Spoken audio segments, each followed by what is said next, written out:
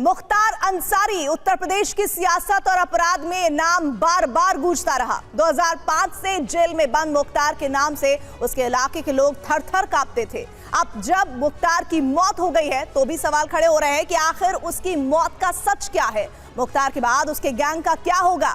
संगीनों के साए में जिंदगी जीने वाला मुख्तार अंसारी मौत के बाद भी कई सवाल छोड़ गया है। इस हफ्ते का न्यूज मेकर है मुख्तार अंसारी।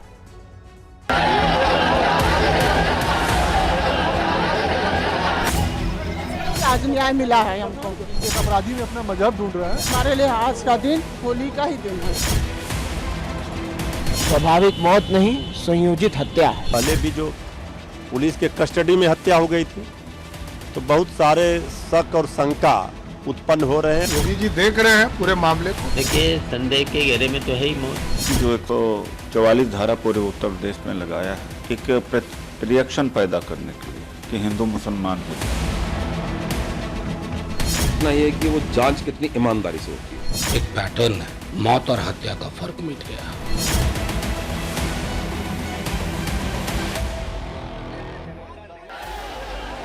ये दोनों तस्वीरें एक ही मौत के दो पहलू हैं।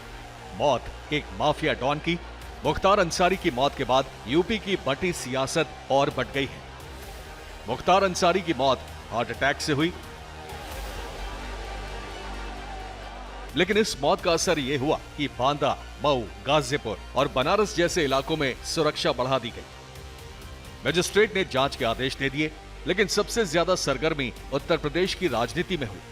वो मुख्तार अंसारी जो 2005 से जेल में बंद था, अपनी मौत के बाद सियासत का सबसे गर्म मुद्दा बन गया। अगर जेल में किसी की मृत्यु होती है तो उसकी जिम्मेदारी प्रशासनिक अधिकारी, जेल से लेकर के सरकार से लेकर सबकी जिम्मेदारी है। सुप्रीम कोर्ट में भी वो लोग गए थे, जिसमें उन्होंने इस एप्रीहेंशन का इजहार किया था उस फैमिली ने कि उनको प्रिजन में ही मार दिया जाएगा, कि कोई अंदर आएगा। और फिर सुप्रीम कोर्ट को उत्तर प्रदेश की सरकार ने ये बताया कि उनकी हिफाजत की जाएगी, उनकी जान की। और जब उनकी फैमिली कह रही है कि उनको स्लो पॉइजन दिया गया है, तो मैं ये चाहूंगा कि इसकी एक सही तरीके से इंडिपेंडेंट इंक्वायरी हो। मुख्तार अंसारी का ये मूंछों पर ताप देने का अंदाज ही उसके जीने, उसकी सियासत का बुनियादी किस्सा था। वो एक माफिया था, लेकिन खुद को रॉबिनहुड समझने वाला मुख्तार पूर्वांचल पर राज करने के लिए अपने आतंक का इस्तेमाल करता था। मुख्तार अंसारी एक ऐसे परिवार से आता था जिस पर किसी को भी फख्र होता, लेकिन उसने अपने प्रभाव को फैलाने के लिए गोलियों का सहारा लिया।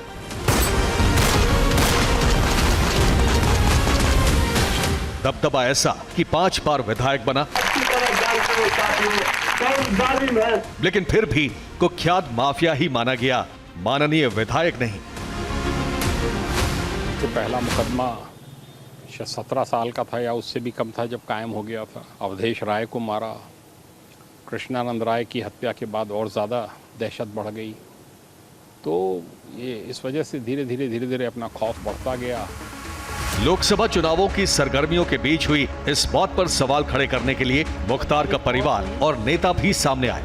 मुख्तार के परिवार ने आरोप लगाया कि मौत प्राकृतिक नहीं है, बल्कि अंसारी को धीमा जहर दिया जा रहा था, जिसका मुख्तार ने अंदेशा जताया था। अंसारी परिवार ये मानने को तैयार ही नहीं है कि ये मौत कुदरती है। वहीं सत्ता पक्ष लगातार ये दावा कर रहा है कि शक की कोई गुंजाइश ही नहीं है। मुख्तार अंसारी की मौत हार्ट अटैक से ही हुई है। शक नहीं है, यकीन है। यकीन है कि ये स्वाभाविक मौत नहीं, संयोजित हत्या है। इमोशनल जो ड्रामा है उससे कोई काम नहीं होने वाला है। कानून की हिफाजत में जो है, हिरासत में जो है, उसका कानून अपना काम कर रहा है। इसमें जो है वो अभी से आप जो है वो इस तरह के इमोशनल ड्रामे से जो है वो कोई पॉलिटिकल फ़ायदा उठाने की कोशिश करेंगे, उससे फ़ायदा नहीं है। मुख्तार की मौत पर पर्दा तो उठ ही जाएगा, लेकिन उसकी जिंदगी पर किसी तरह का पर्दा नहीं था। भले ही उसके समर्थक कितना ही दावा कर लें, लेकिन उसकी छवि उसके विरोधियों के लिए एक बड़ा राजनीतिक मुद्दा थी। यहाँ के लोगों ने माफिया राज, और कट्टरपंथ के खतरों को भी देखा है और अब यहाँ की जनता कानून का राज भी देख रही है। अतीक अहमद की हत्या के 1 साल के अंदर ही मुख्तार की मौत के बाद पूर्वांचल में माफियाओं के सबसे बड़े प्रतीकों में से 2 खत्म हो गए हैं। 25 फरवरी को यूपी के सीएम योगी का बयान अतीक और मुख्तार के बारे में ही माना गया। इस माफिया को मिट्टी में मिला देंगे। सरकार किसी है तकलीफ में हो, ये माफिया है, इनको मिट्टी में मिलाने का काम करेंगे। अपराधी आप लोग हैं, अपराधी को भी दूर कर। सवाल यह है कि आखिर कैसे पूर्वांचल माफियाओं का गढ़ बनता चला गया। आखिर वो क्या ताकतें थीं जिनसे राजनीति और अपराध एक दूसरे के गहरे साथी बन गए।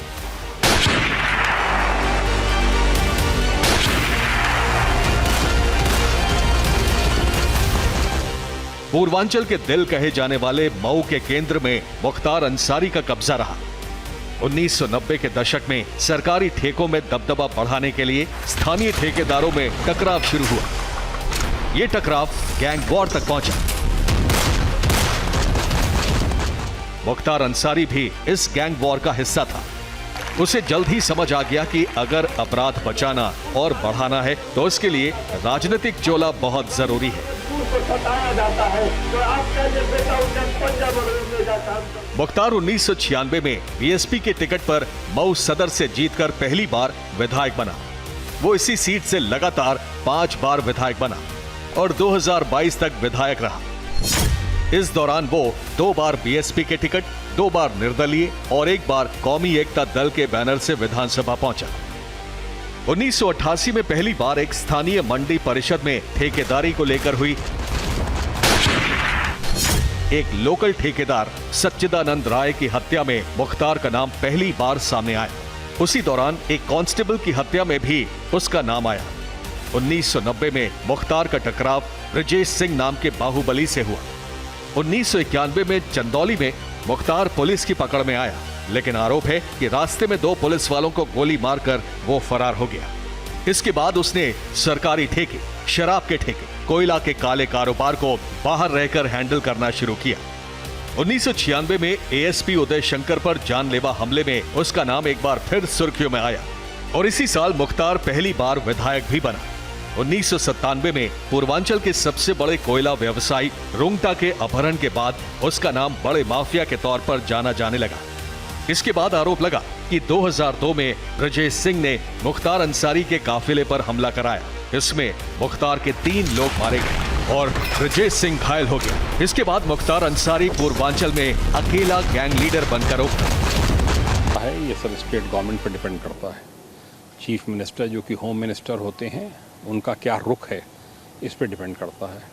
अतीक के लिए, विजय मिश्रा के लिए, मुख्तार के लिए, तो उसमें ये अपेक्षा करना कि पुलिसकर्मी जो हैं या वहाँ के जो लोकल सीईओ हैं, एसडीएम हैं, वो उसके खिलाफ मोर्चा ले लेंगे, तो वो संभव नहीं है। अक्टूबर 2005 में मऊ जिले में हिंसा भड़की। हिंसा में मुख्तार का नाम आया। उसने गाजीपुर पुलिस के सामने सरेंडर कर दिया। 2002 के असेंबली चुनाव में मुख्तार के प्रभाव वाली मोहम्मदाबाद की सीट पर मुख्तार के भाई अफजाल को कृष्णानंद राय ने हरा दिया। नवंबर 2005 में बीजेपी विधायक कृष्णानंद राय की हत्या कर दी गई। हत्यारों ने 400 से 500 राउंड गोलियां चलाई।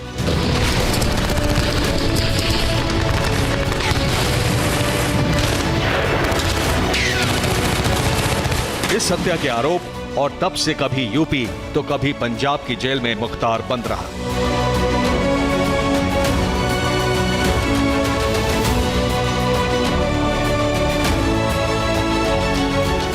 उत्तर प्रदेश के पूर्वांचल के लगभग 2 दर्जन लोकसभा और कई विधानसभा सीटों पर माफिया मुख्तार अंसारी का सीधा या आंशिक प्रभाव माना जाता रहा।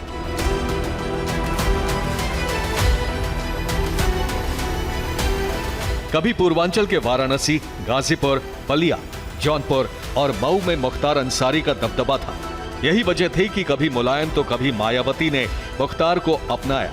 मायावती ने तो मुख्तार अंसारी को गरीबों का मसीहा तक कह डाला। मुझे नहीं लगता कि इनके बारे में जिस तरीके की एक धारणा लोगों ने बनाई हुई है, मैं समझती हूँ वो ठीक नहीं है। तथ्यों के आधार पर आप लोगों को बोलना चाहिए। जो इनके ऊपर खास तौर से हत्या के आरोप लगाए जाते हैं कि इनका हाथ हत्या के अंदर है, तो क्या आज तक वो सबूत पेश कर पाए हैं?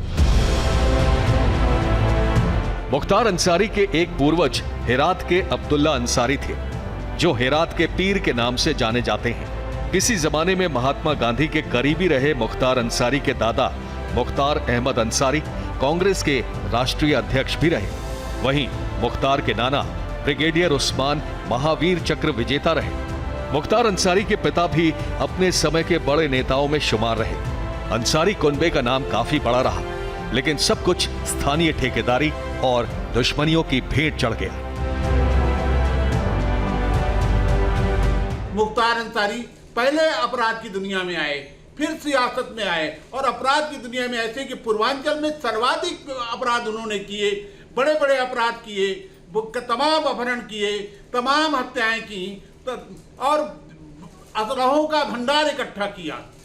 अब इसके बाद जब उनका सिक्का चल गया तो बड़े बड़े राजनीतिक दल उनको अपने साथ लेने के लिए उतावले हो गए, जिसकी सरकार मुख्तार उसी की। मुख्तार अंसारी की अगर बात करें तो वो एक सामान्य माफिया नहीं था। अपराध के साथ साथ सियासत की दुनिया में भी उसकी हनक थी। एक समय ऐसा भी था कि पूरा का पूरा प्रशासनिक अमला उसके सामने सिर झुकाए खड़ा रहता था। लेकिन कहते हैं ना कि वक्त और समय बहुत कुछ बदल देता है। वक्त की मार कुछ ऐसी पड़ी कि उसका करोड़ों का साम्राज्य बिखर गया। कानूनी शिकंजे से बचने के लिए उसके परिवार के सदस्य इधर उधर छिपते छिपाते रहे। समय की ही बात है, जिस शख्स ने मुख्तार अंसारी को गढ़ा था उसकी खुद वह सिर्फ और सिर्फ छाया बनकर रह गया। आज की हकीकत यह है कि सियासत और माफिया के खाद ने मिलकर उत्तर प्रदेश की राजनीति में ऐसी जड़ें जमाई है जो कि काफी गहरी हो चुकी है। मुख्तार की मौत से पहले का एक वीडियो और ऑडियो आने के बाद अब सवाल उठने लगे हैं कि क्या उसके खौफ का, उसकी राजनीति का भी अंत हो गया है, या अभी अंसारी कुनबे का असर स्थानीय राजनीति पर रहेगा। विपक्ष इस मौत पर सवाल उठा रहा है, सत्ता पर हमला कर रहा है। इसके पीछे सच की गहराई में जाना भर नहीं, बल्कि वोट बैंक भी है जो रसूख अंसारी परिवार का रहा। उसका थोड़ा बहुत असर शायद अब भी चुनाव में हो सकता है। इसलिए एक एक वोट की लड़ाई लड़ रहे विपक्ष ने इस मुद्दे को उठाने से गुरेज नहीं किया। उत्तर प्रदेश एक अलग किस्म का राज्य बन गया, एक पैटर्न है। मौत और हत्या का फर्क मिट गया। जो 144 धारा पूरे उत्तर प्रदेश में लगाया है, एक रिएक्शन पैदा करने के लिए कि हिंदू मुसलमान हो जाए। ऐसा कौन सा प्रोटेस्ट हो रहा है पूरे इलेक्शन को प्रभावित करने के लिए? ये मुद्दा जो है ये बहुत बड़ा राजनीतिक मुद्दा इसलिए बन रहा है क्योंकि चुनाव नजदीक है। अब विपक्ष इसे भुनाना चाहेगा और बीजेपी इसी ताक में बैठी है कि विपक्ष ये मुद्दा चुनाव में उठाए, फिर उसको जवाब दिया जा सके। बीजेपी को, विपक्ष के लिए ये एक दोधारी तलवार की तरह है। इसमें तलवार की धार में चलने जैसा है जो उसको नुकसान भी पहुंचा सकता है। मुख्तार का भाई अफजाल अंसारी इस लोकसभा चुनाव में समाजवादी पार्टी के टिकट से मैदान में है। एक और भाई सिबकतुल्ला 2 बार 2012 और 2017 में विधायक रह चुका है। सिबकतुल्ला का बेटा सुहेब समाजवादी पार्टी से मोहम्मदाबाद सीट से विधायक है। एक और भाई अफजाल अंसारी लगातार 5 बार सीपीआई के टिकट पर विधानसभा चुनाव जीत चुके हैं। इसके बाद 2004 में सपा और 2019 में बीएसपी के टिकट पर लोकसभा का चुनाव भी जीता। मुख्तार के 2 बेटे हैं, अब्बास अंसारी जिसने 2022 में सुहेल देव पार्टी से विधानसभा का चुनाव जीता। अब्बास फिलहाल जेल में है। दूसरा उमर अंसारी जो अभी 24 साल का है, लेकिन हेट स्पीच के मामले में फरार है। माना जा रहा है कि मुख्तार की विरासत इन दोनों में से ही किसी एक को मिलेगी। मुख्तार के कारण सारा कुछ टिका हुआ था।